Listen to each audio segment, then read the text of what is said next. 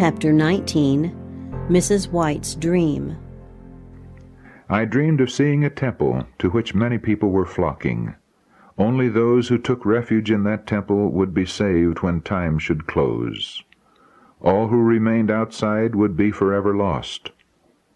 The multitudes without, who were going their various ways, were deriding and ridiculing those who were entering the temple, and told them that this plan of safety was a cunning deception, that, in fact, there was no danger whatever to avoid. They even laid hold of some to prevent them from hastening within the walls. Fearing to be laughed at and ridiculed, I thought best to wait until the multitude were dispersed, or until I could enter unobserved by them. But the numbers increased instead of diminishing, and fearful of being too late, I hastily left my home and pressed through the crowd. In my anxiety to reach the temple, I did not notice or care for the throng that surrounded me. On entering the building, I saw that the vast temple was supported by one immense pillar, and to this was tied a lamb, all mangled and bleeding. We who were present seemed to know that this lamb had been torn and bruised on our account. All who entered the temple must come before it and confess their sins. Just before the lamb were elevated seats, upon which sat a company of people looking very happy.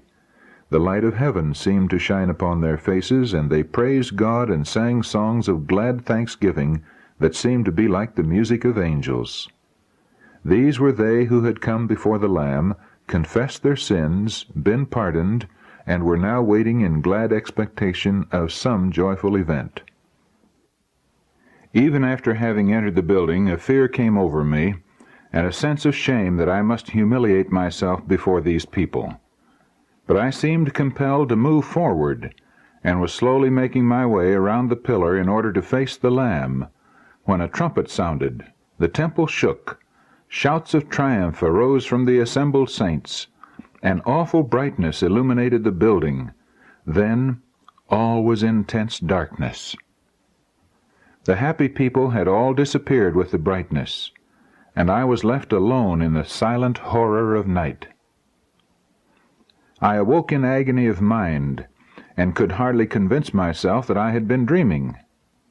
It seemed to me that my doom was fixed, that the Spirit of the Lord had left me, never to return. My despondency deepened, if that were possible. Soon after this I had another dream. I seemed to be sitting in abject despair, with my face in my hands, reflecting like this: if Jesus were upon earth, I would go to him, throw myself at his feet, and tell him all my sufferings. He would not turn away from me.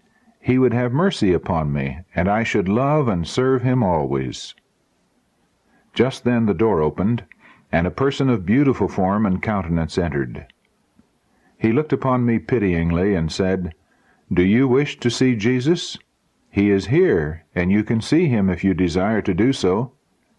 Take everything you possess and follow me."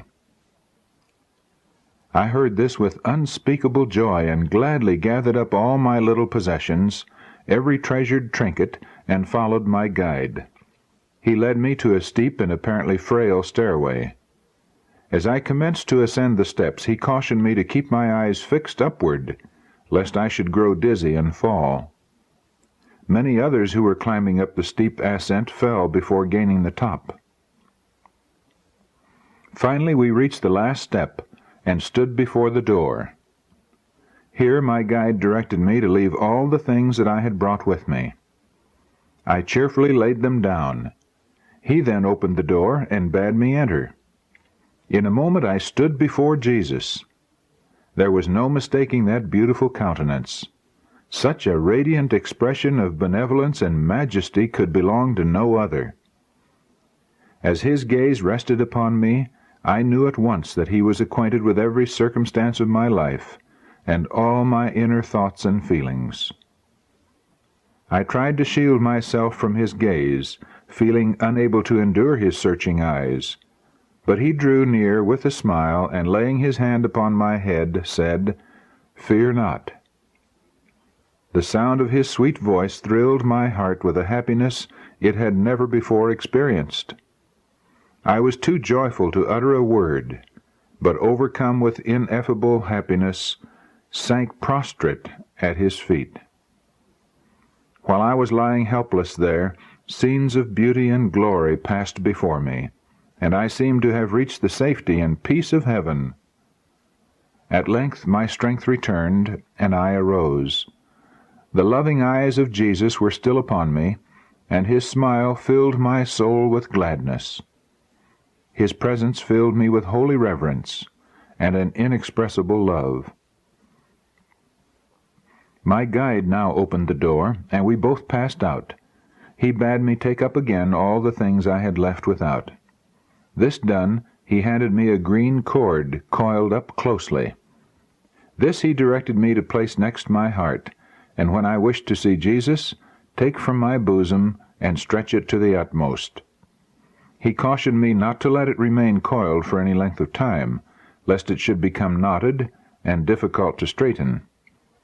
I placed the cord near my heart and joyfully descended the narrow stairs, praising the Lord and joyfully telling all whom I met where they could find Jesus.